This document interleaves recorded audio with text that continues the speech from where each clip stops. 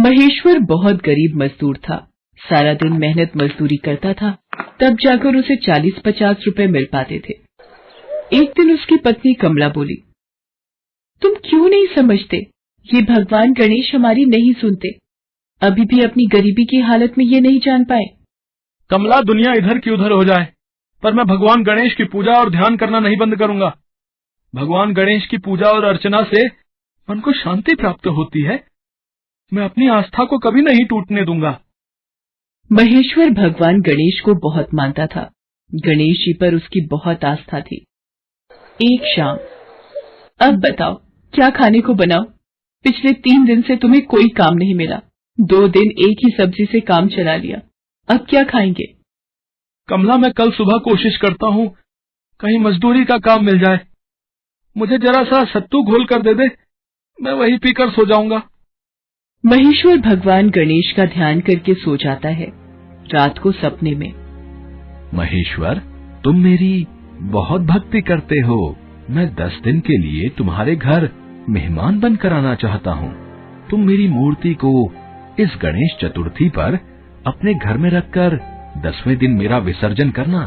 तुम्हारे सारे दुख दूर हो जाएंगे। तुम्हारे सारे विघ्न मैं हर लूंगा। अगले दिन महेश्वर सोकर उठा और रात के सपने के बारे में सोचता रहा। तभी कमला ने उससे पूछा, क्या हुआ जी, तुम इतनी चिंता में क्यों हो? कमला, कल रात सपने में गणपति महाराज ने मुझे कहा है कि मैं आने वाली गणेश चतुर्थी के लिए उनकी घर में स्थापना करके सेवा भाव से पूजा करूं तो हमारे गरीबी के दिन दूर हो जाएंगे। तुम भी ना सपनों की बातों पर विश्वास कर लेते हो। कहाँ से लाओगे पैसे? गणेश प्रतिमा रख तो लोगे, पूजन प्रसाद सब कुछ भी तो चाहिए। देख कमला, मेरे गजानन की आज्ञा को मैं नहीं टालूंगा। वो अपने आप मेरी इस कार्य में सहायता करेंगे।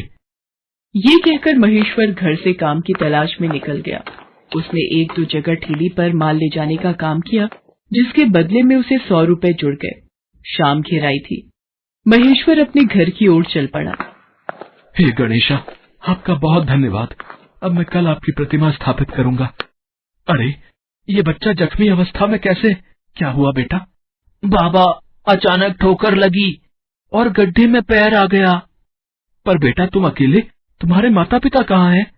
बाबा, मेरा इस दुनिया में सिर्फ भगवान है और कोई नहीं। रुको बेटा, मेरे कंधे के सहारे से उठो और मेरे साथ चलो। महेश्वर उस जख्मी लड़के को घर ले आता है। अजी, ये लड़का कौन है और इस जख्मी हालत में? सड़क पर गिर गया था, पैर में चोट आई है। तू गर्म पानी और हल्दी का लेप ले आ। महेश्वर लड़के के पैर में पट्टी बांध देता है। बाबा, आपका बहुत बहुत शुक्रिया। अब मैं चलता हूँ। नहीं बेटा, अभी तुम्हारी चोट कच्ची है, कुछ दिन यहीं आराम करो। सुनो जी, हम दोनों खुद रूखी सूखी खाते हैं, इसे क्या खिलाएंगे? बेचारा बिना माँ बाप का बच्चा है, कुछ दिन की तो बात है, कर लेंगे गुजारा। बेटा, तुम्हारा नाम क्या है? जी, मेरा नाम विनायक है। बड़ा सुंदर नाम है बेटा। ये लो बेटा, ये रोटी खा लो और आराम करो। ये देख कमला अपने हिस्से की आधी रोटी महेश्वर को दे देती है। अब आपने तो अपने हिस्से की रोटी विनायक को दे दी, फिर भला मैं आपको कैसे भूखा रहने देती।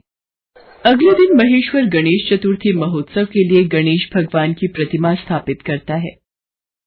गणपति बप्पा मोरया, मंगल मूर्ति मोरया। विनायक बेटा, ये लो गणपति बप्पा का प्रसाद, मोदक। बाबा मोदक, ये तो मुझे बहुत पसंद है। महेश्वर अब रोजाना मजदूरी की तलाश में जाता और कोई न कोई काम उसे मिल जाता, जिन पैसों से वो गणपति पूजन के लिए प्रसाद और भोजन का सामान खरीदता। धीरे धीरे 9 दिन बीत गए। अगले दिन विसर्जन था। विनायक भी अब ठीक हो गया था। बाबा, आपके लिए मैं अनजान लड़का था, फिर भी आपने मेरा कितना ध्यान रखा। देखना, भगवान गणेश आपकी सारी विपदा दूर कर देंगे। क्या अब मैं चलूं? विनायक बेटा, कल गणपति विसर्जन करके फिर चले जाना। तुमने भी तो हमारे साथ मिलकर गजानन की पूजा की है। ठीक है बाबा, मैं कल चला जाऊंगा। अगले दिन अपनी श्रद्धानुसार महेश्वर और कमला गणेश विसर्जन की तैयारी करते हैं। कमला, अरे आओ। विनायक बेटा, तुम भी चलो, गणपति विसर्जन के लिए चलते हैं। विनायक बेटा, मेरा हाथ पकड़ लो, वहाँ भीड़ होगी। सब लोग गणपति बप्पा मोरया बोलते हुए विसर्जन कर रहे थे। माँ, मैं बाबा के पास जाकर आता हूँ। विनायक, भीड़ है बेटा आगे। कमला, सब कुछ बड़े अच्छे से हो गया। विनायक कहाँ है? सुनो जी, विनायक तो आपके पास बोलकर आगे गया था। महेश्वर और कमला विनायक को बहुत ढूंढते हैं पर वो नहीं मिलता। विनायक को याद कर दोनों बहुत दुखी होते हैं और घर लौट आते हैं। सुनो जी, विनायक कहाँ गया होगा? मुझे उससे बहुत लगाव हो गया था। बिल्कुल मेरे बेटे जैसा था वो। मेरी खुद की कोई औलाद नहीं है, मुझे उससे बेटे की तरह स्नेह मिलता था। कमला, उसके जाने का दुख मुझे भी है। वो तो मानो बस 10 दिन का मेहमान बनकर आया और आज चला गया। वो कल ही मुझे बोल रहा था उसे आज वापस जाना है, शायद तभी चला गया होगा। कमला पूजा स्थल के फूल और सामग्री बटोरने लगती है। तभी ये कैसी पोटली है? वो भी भगवान गणेश की प्रतिमा जिस स्थान पर थी वहां। क्या हुआ कमला, तुम्हारे हाथ में ये पोटली कैसी? ये पोटली तो एक बार मैंने विनायक के हाथ में देखी थी। वो कई बार अपने प्रसाद का मोदक इस पोटली में रख देता था। कमला, इसमें तो सोने के मोदक हैं। ये कैसे हो सकता है? ये कैसी अद्भुत लीला है गणपति भगवान की। महेश्वर और कमला विनायक के लिए सोच में पड़ जाते हैं। उसी रात भगवान गणेश फिर महेश्वर के सपने में आते हैं। महेश्वर, तुमने 10 दिन तक मेरी बहुत सेवा की, मेरा ध्यान रखा।